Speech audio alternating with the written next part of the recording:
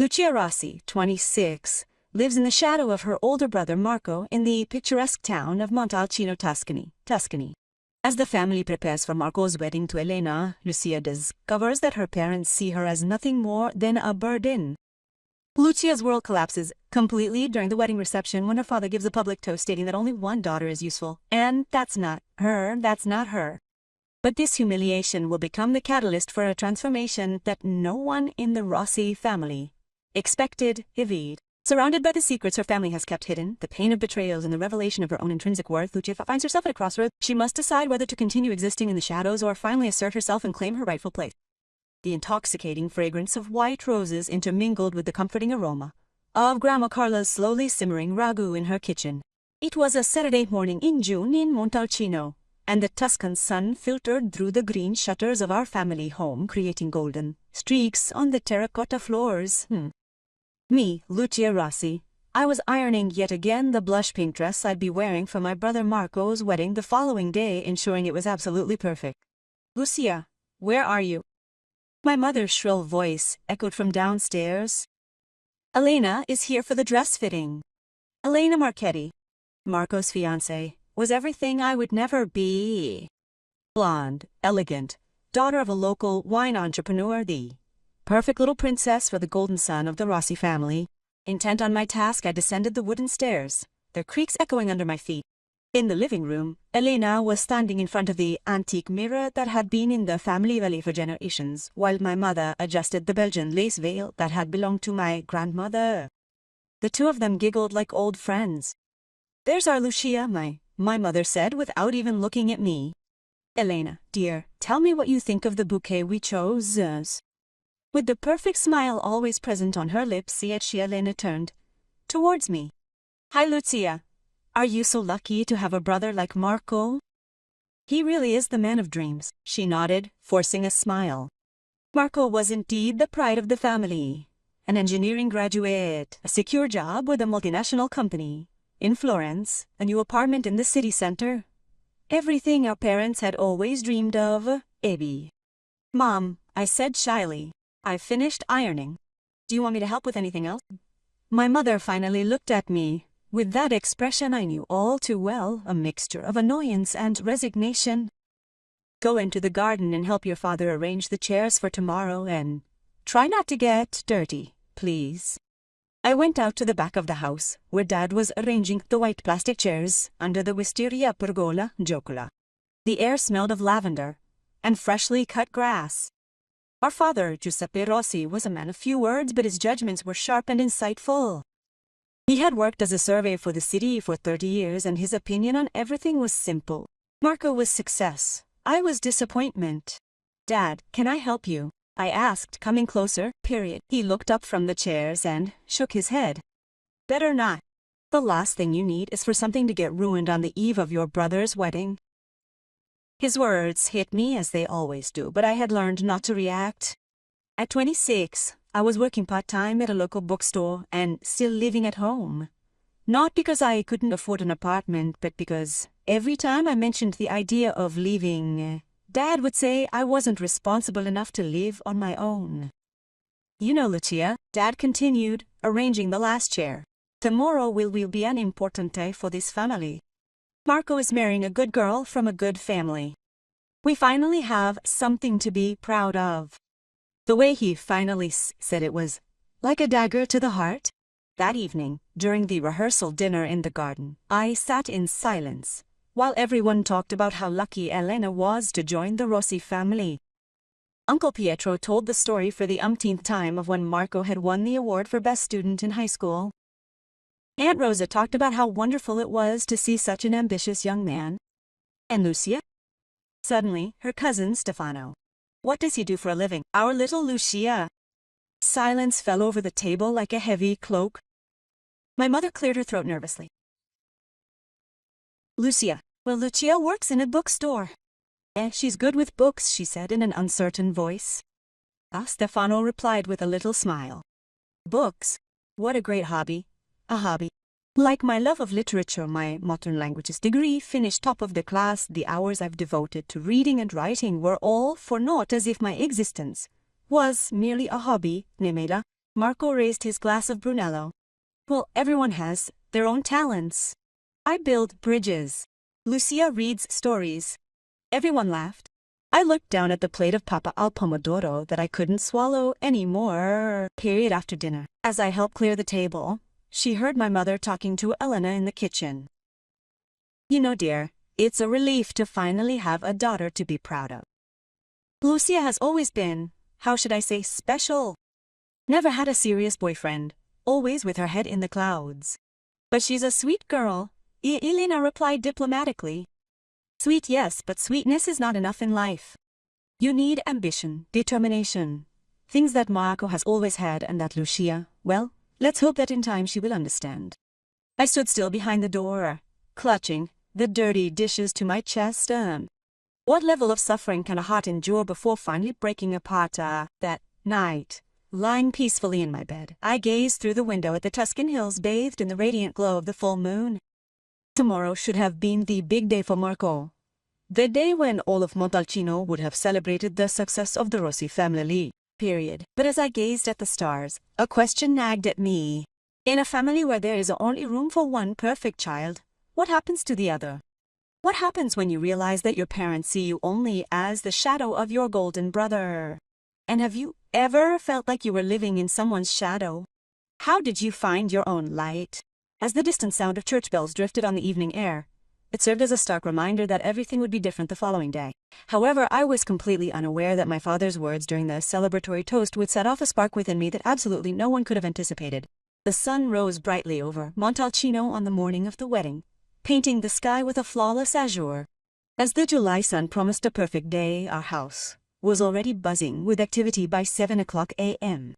The aroma of espresso coffee mingled with that of the fresh flowers that the florist had just delivered. In my bedroom, I, Lucia, was seated before the mirror, desperately trying to style my brown hair, which seemed determined to resist any attempt to keep it in place. My blush pink dress hung around me like a sack, but it didn't matter. Today was Marco's day, not mine. Lucia, my mother called from the hallway. Come help me with Elena's veil. Inside the guest bedroom, Elena was seated before the vanity, while my mother very gently adjusted the veil on her head. She was radiant in her ivory lace dress, every detail taken care of to perfection. She looked like she stepped out of a wedding magazine. You look beautiful, I told her sincerely, yet Elena smiled. Thank you, Lucia. You know, I'm really lucky to be part of such a close-knit family like yours.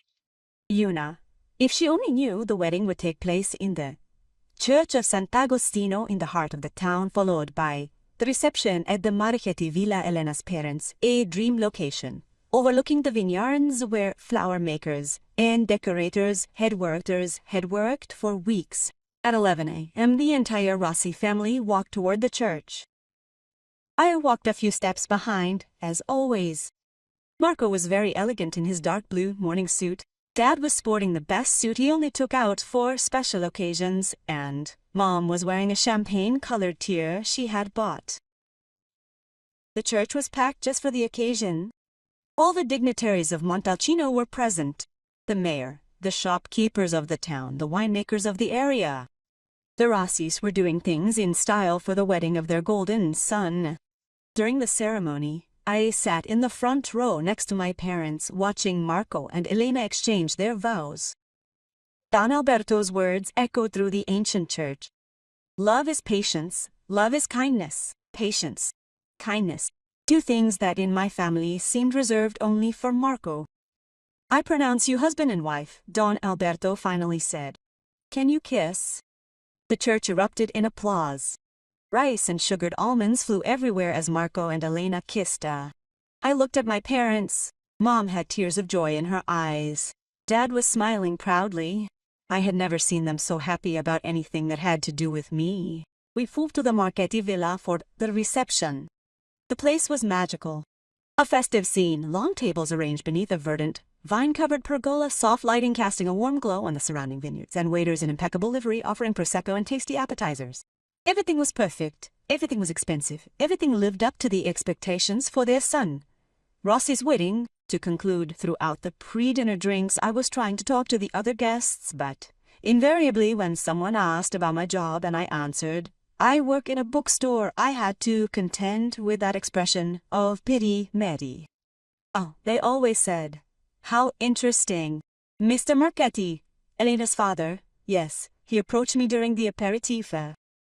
He was an imposing man, used to being in charge, with gray hair and a gold watch that sparkled on his wrist.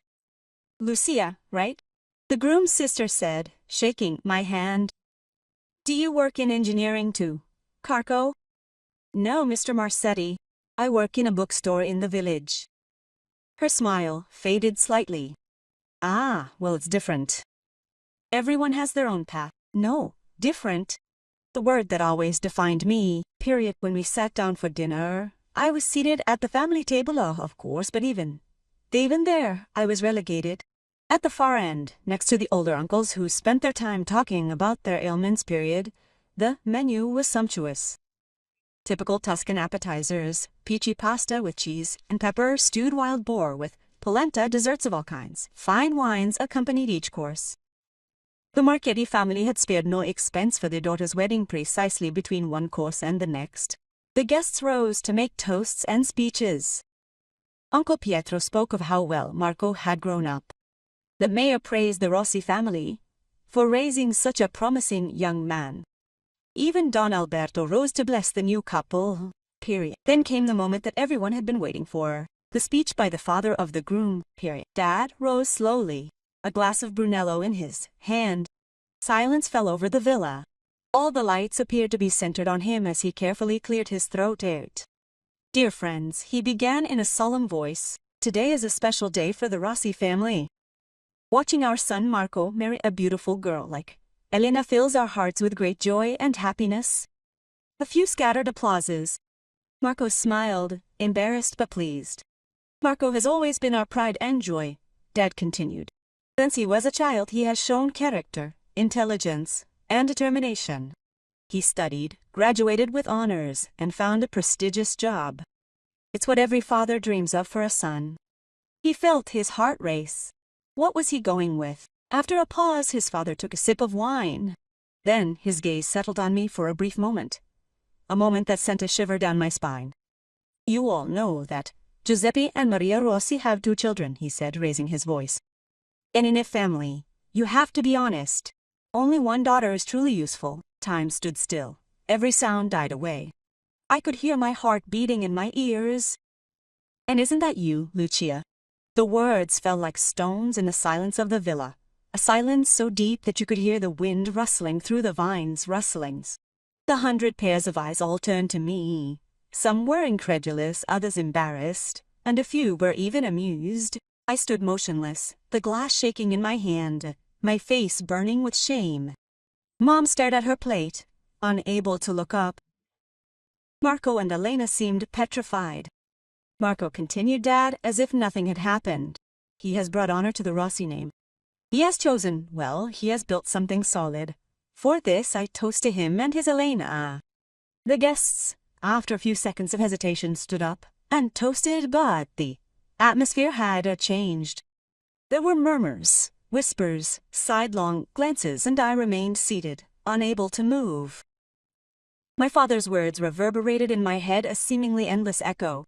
Only one daughter is useful, and you are not. In front of 100 people.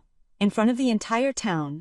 My father had just in front of everyone declared that I was of no value, period. Mrs. Benedetti, sitting at the next table, leaned toward her friend and whispered loud enough for me to hear. Poor thing, how humiliating. Giuseppe has always been a bit tough, but I couldn't breathe anymore. I stood up abruptly. The chair creaked on the stone floor. All eyes turned to me. Excuse me, I mumbled. And then I ran from the villa, my heels clicking loudly on the gravel driveway as tears began to streak my carefully applied makeup. Behind me I could hear Mom's voice calling my name, but I didn't stop. I took refuge behind the chapel of the Marchetti, away from the lights and noise of the party. There, finally, all the anger and pain I had kept inside for years exploded. And, have you ever been publicly humiliated by your family? How did you react when the people who were supposed to love you hurt you so deeply? It was a Tuscan night, the sky studded with stars, and I sat alone. That's when I made a decision, one that would fundamentally alter my own life and irrevocably impact the lives of everyone in the Rossi family. I sat there behind the chapel for what felt like a lifetime, watching the distant lights of the party twinkle faintly in the darkness. The sound of music and laughter came from everywhere, as if from another world. A world from which I had been definitively excluded by my father's words. My powder-pink dress was stained with dirt and tears. It didn't matter anymore. Nothing mattered anymore. Lucia, a familiar voice made me turn. It was Elena, approaching slowly, her wedding dress gathered up so as not to trip. Elena, what are you doing here? It's your wedding. You should be in there. She settled beside me on the chapel steps, completely ignoring the pristine whiteness of her gown. I watched everything that transpired. It's not fair. It's the truth, Amaro replied. I am the useless daughter of the Reds. Always been. Elena skazla testa. Father made a mistake. Marco is angry with him, you know. And your mother is crying. Marco is angry. I couldn't believe it. Yes, he told your father that he was cruel and unfair, that you are worth much more than what your family gives you credit for. For the first time in years, I felt a spark of warmth in my chest. Marco had come to my defense.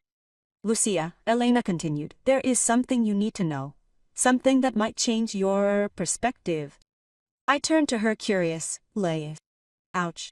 My parents are looking for someone to run their new bookstore and wine shop in the historic center of Siena.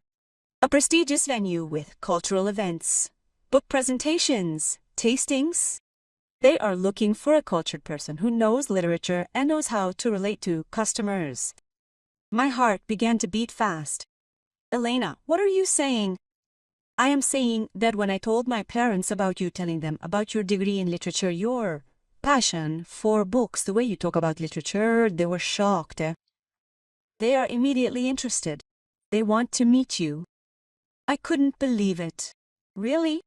The position offers a salary of €3,000 per month plus bonuses for events, and there's an apartment above the venue that goes with the job. Lucia, you could finally be independent, live your life. €3,000 per month. Your own apartment.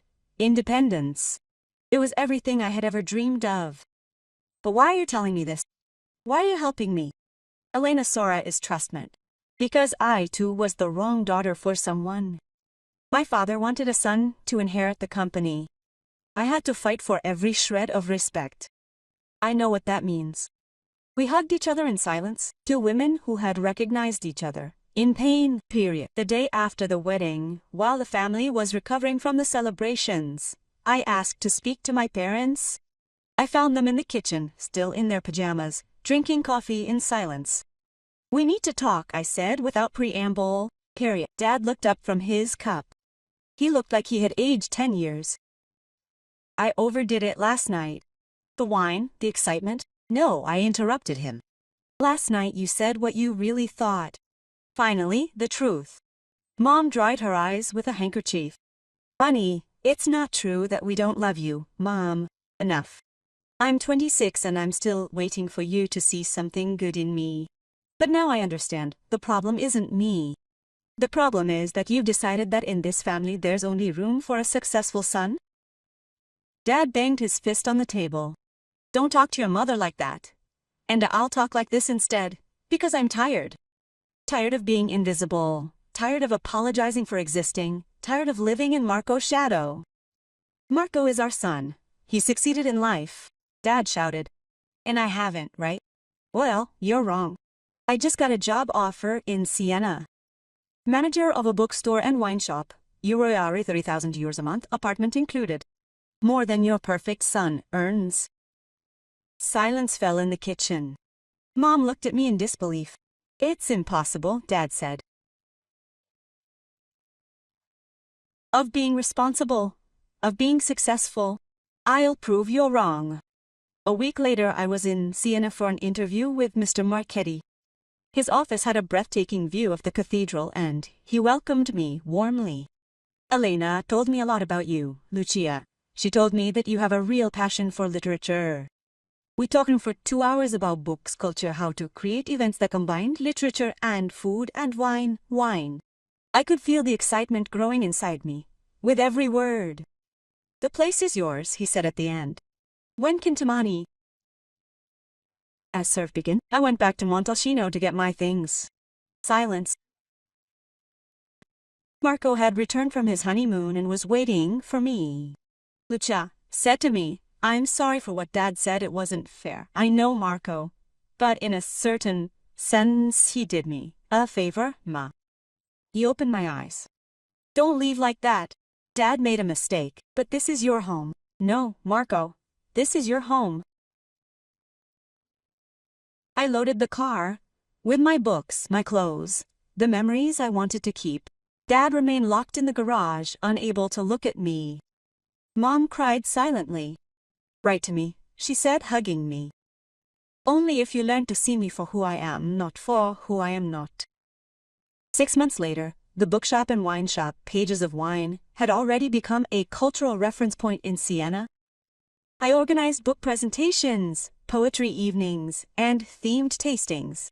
The place was always full, and I was happy, period. One evening, in December, as I was closing the shop, I saw a familiar figure through the window. It was my father, period. He came in uncertainly, looking around. "Hey, it's beautiful here," he said. "Thank you, Lucia. I came to apologize." "Really? You were right. The problem was us, not you." I looked him in the eye, and for the first time I saw something that had never been shown respect. "Dad, you don't need to be proud of me. I'm proud of myself, and that's enough for me. I can come sometimes, maybe. Buy a book, cook." "A book?" I smiled. "Sure, but this time you're buying a book because you like reading, not because I'm your daughter." Today I run 3 bookshops in Tuscany. I've published a novel. I have a full life, real friends, a man who loves me for who I am. My parents often come to my events and I see something new, something different in their eyes. Admiration, period. But the most important thing, I came to realize that the worth of a person isn't determined by others, not even their family. You decide it with your choices, your courage, your determination to never give up, period. And have you ever had the courage to change, all to pursue your dreams? Have you ever turned a humiliation into the push to prove your worth? That cruel phrase from my father at Marco's wedding. "Only one daughter is useful, and she is not you." It became the spark that ignited my rebirth. Because it's sometimes the deepest wounds that give us the strength to soar higher than we ever thought possible.